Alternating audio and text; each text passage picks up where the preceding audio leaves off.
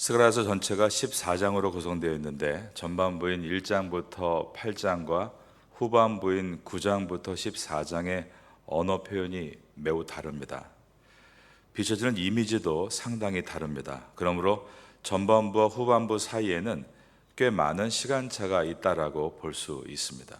스가랴 선지자가 1장부터 8장까지 전반부를 쓰고 나서 상당히 많은 시간이 흐른 다음에 후반부인 9장부터 14장까지 기록했다라고 볼 수 있겠습니다. 전반부가 이스라엘 백성의 현재 상황에 대해서 기록했다면 후반부는 미래에 있을 일들에 대해서 기록하는데, 예언서들이 다 그렇지만 스가랴서도 그 예언의 정확성이 얼마나 심각할 정도로 놀라운지 감탄을 금할 수가 없습니다. 오늘 본문인 9장 1절에서 8절은 스가랴 선지자가 이 말씀을 기록한 때로부터 앞으로 약 200년 후에 나타나게 될 그리스의 알렉산더 대왕을 예언하고 있고, 9장 9절 이하에는 앞으로 2000년 전에 예수님께서 이 땅에 오셨던 그 초림의 사건을 예언하고 있습니다. 알렉산더의 아버지인 마케도니아 왕 필립 2세가 여러 나라들을 정복했습니다. 그런데 정복에 대한 욕심은 소년이었던 그의 아들 알렉산더에게 더 많았습니다. 그리스의 위대한 철학자였던 아리스토텔레스는 알렉산더 왕자를 13살부터 16살까지 3년 동안 가르쳤던 인물입니다. 특별히 아리스토텔레스는 알렉산더에게 욕심을 죽일 것을 가르쳤다고 합니다. 그는 소년 시절에 아버지 필리포스 2세가 도시를 점령하거나 전투에서 승리했다는 소식을 들을 때마다 기뻐하기는커녕 친구들에게 이렇게 불평을 했다고 합니다. 얘들아, 이러다간 아버지가 모든 것을 다 정복해버려서 나와 너희들이 위대하고 빛날 업적을 세울 기회가 하나도 남지 않겠다. 아버지가 이룬 성공을 자신의 미래의 업적을 쌓을 기회가 줄어드는 것이라고 했을 만큼 그는 어려서부터 비범한 포부를 지닌 인물이었습니다. 그 후 아버지 필립이 암살을 당해 죽게 되므로 알렉산더가 왕 위에 오르자 그는 아버지보다 더 넓은 땅을 정복해 나갑니다. 이란과 인도까지 정복하고 자기 이름을 딴 알렉산드리아라는 도시를 전 세계에 70개를 건설했습니다. 알렉산더는 대제국이었던 페르시아도 넘봅니다. 페르시아와 여러 전투에서 연승을 하다가 주전 331년 오늘날 이라크 북부인 아우가멜라 평원에서 치른 전투에서 페르시아의 다리우스 3세를 물리침으로 페르시아는 역사 속에서 사라지고 말았습니다. 지금 스가랴 선지자가 페르시아의 다리우스 1세 때 이 말씀을 기록하고 있는데, 이 대제국 페르시아가 약 200년 후에 그리스에게 멸망을 당하게 되고 완전히 사라지는 일이 벌어진 것입니다. 알렉산더 대왕이 페르시아 대륙을 정복하면서 이 지역들을 하나하나 정복해 나가게 되는데, 스가랴서는 이것을 미리 예언해 놓고 있습니다. 알렉산더는 자신이 점령하는 모든 지역마다 헬라 문화를 심었습니다. 땅만 점령한 것이 아니라 문화로 완전히 그들을 속국으로 만들겠다는 계획이었습니다. 그래서 그리스인들이 쓰는 헬라어가 수많은 대륙의 공용어가 되는데, 알렉산더가 자기 야망을 가지고 한 일이었지만 역사를 주관하신 하나님께서는 알렉산더를 사용하셔서 그가 전파한 헬라어를 통해 구약의 히브리 성경이 헬라어로 번역이 되는 역사가 일어나게 됩니다. 아까 말씀드린 대로 자기 이름을 딴 알렉산드리아라는 도시를 전 세계에 70개를 만들었는데, 그 중에 이집트에 있는 알렉산드리아에서 70명의 유대인 학자들이 모여들어서 구약의 히브리어 성경을 헬라어로 번역을 하게 만들었습니다. 그 헬라어 구약 성경을 헬라어로 70명을 의미하는 셉투아진트, 이것을 가지고 셉투아진트 역이다 혹은 70인 역이다 라고 불려지게 됐습니다. 신약의 성경 27권도 모두가 헬라어로 쓰여지게 됐습니다. 복음 전도에서 항상 문제가 되는 것이 언어 문제입니다. 그런데 대부분의 나라의 공통 언어였던 이 헬라어를 통해서, 즉 알렉산더가 언어를 통일시킴으로 인해서 복음이 전도되는 문제가 해결됐던 것입니다. 알렉산더는 헬라어를 보급해서 헬라 문화로 세계를 정복하려고 했는데 하나님은 알렉산더를 사용하셔서 온 세계에 복음을 전하게 만들었습니다.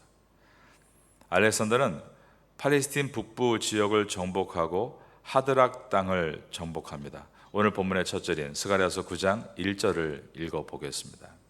여호와의 말씀이 하드락 땅에 내림에 다메섹에 머물리니 사람들과 이스라엘 모든 지파의 눈이 여호와를 우러러 봄이니라. 하드락은 지금의 시리아 영토인데 페르시아를 상징하는 땅입니다. 유다의 대적인 땅이죠. 1절에 들어있는 다메섹, 2절에 나와 있는 하맛이 다 페르시아의 도시들입니다.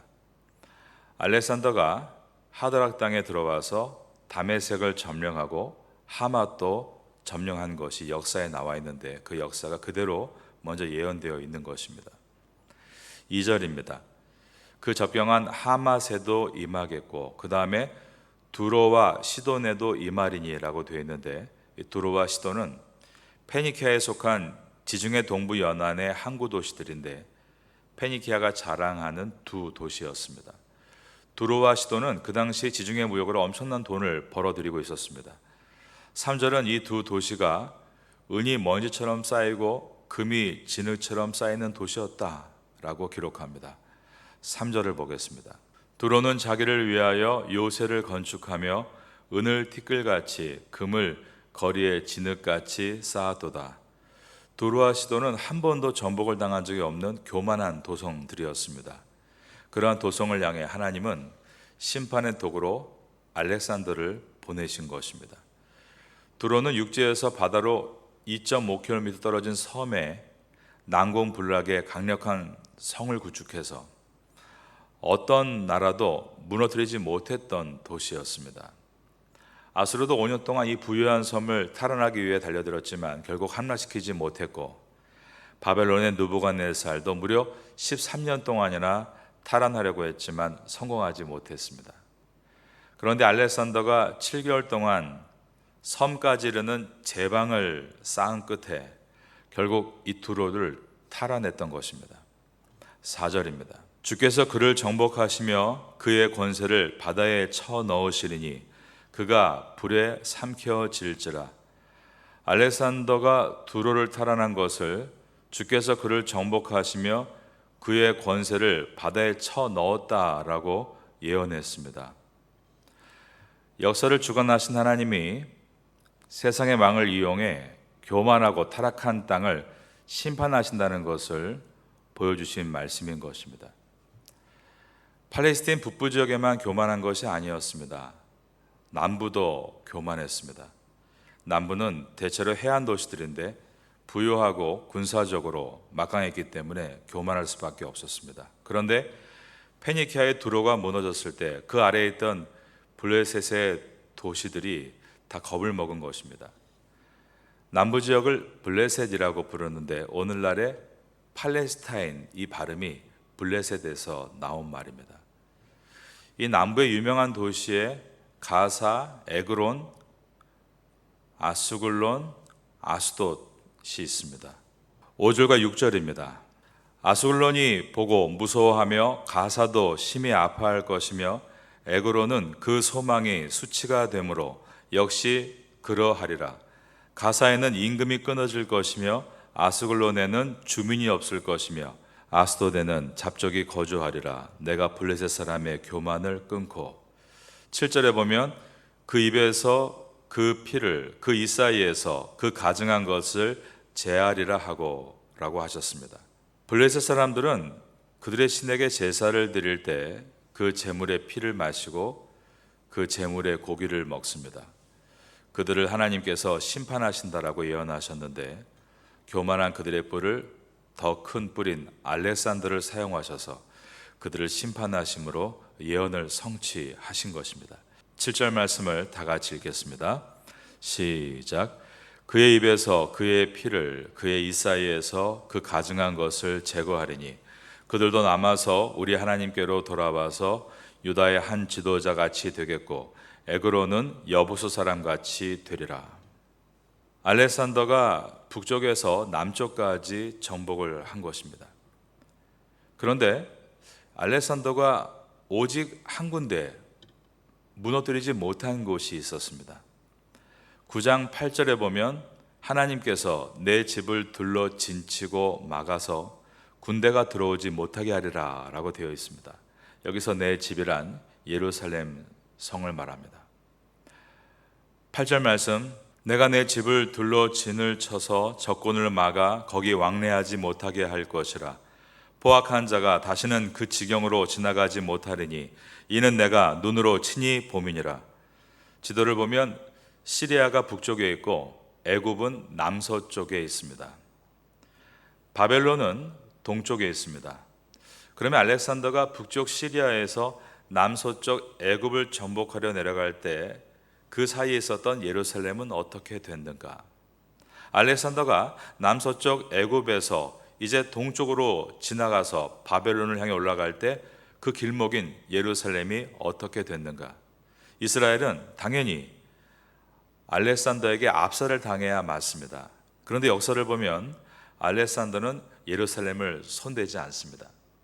이것은 역사에서 일어나는 정말 알 수 없는 수수께끼들 중에 하나인데, 바로 옆에 있는 사마리아도 무참히 정복되었고 정복된 도시들이 얼마나 비참했는가가 역사에 나와 있는데 어떻게 된지 의아할 정도로 이 이스라엘 땅에는 아무런 문제가 없었던 것입니다.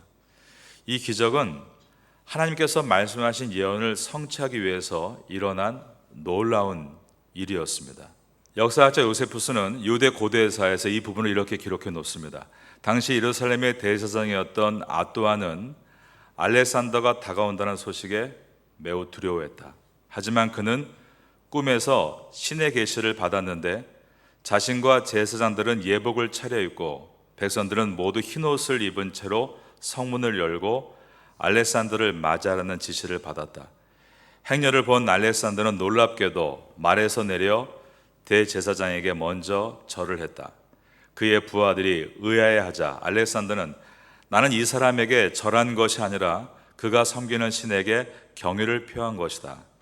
내가 아시아 정복을 꿈꿀 때 바로 이 모습의 사람이 나타나 나를 인도할 것이라고 했다라고 설명했다는 것입니다. 그래서 알렉산더는 대제사장과 함께 예루살렘 성전에 들어가 유대인의 신에게 제물을 바쳤고 유대인들은 그들의 율법에 따라 살도록 유대인들을 허락하고 세금을 면제해 주었다는 역사가 기록되어 있습니다. 스가랴서 9장 8절 말씀이 그대로 이루어진 것입니다. 내가 내 집을 둘러 진을 쳐서 적군을 막아 거기 왕래하지 못하게 할 것이라.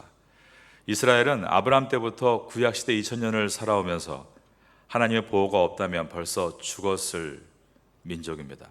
그리고 이스라엘은 신약시대 2000년을 지나면서 하나님의 보호가 없었다면 지금 이스라엘이 이름을 가지고 팔레스틴에 돌아와서 나라를 유지하고 있을 수 없었을 것입니다. 하나님은 어떤 이스라엘이라는 한 나라를 통해서 우리 모든 성도에게 주시는 분명한 메시지가 있는 것입니다. 지금까지 우리도 하나님의 보호가 없었다면 이 자리에 올 수 없었고 앞으로도 하나님은 나를 보호하시고 인도에 가신다는 사실을 스가랴를 통해서 보게 되는 것입니다. 스가랴서 이제 9장에 들어왔습니다. 9장부터는 엄청난 예언들이 들어 있습니다. 우리가 하나님 말씀에 귀를 기울여 이 은혜를 만나게 되시기를 예수님의 이름으로 축원합니다.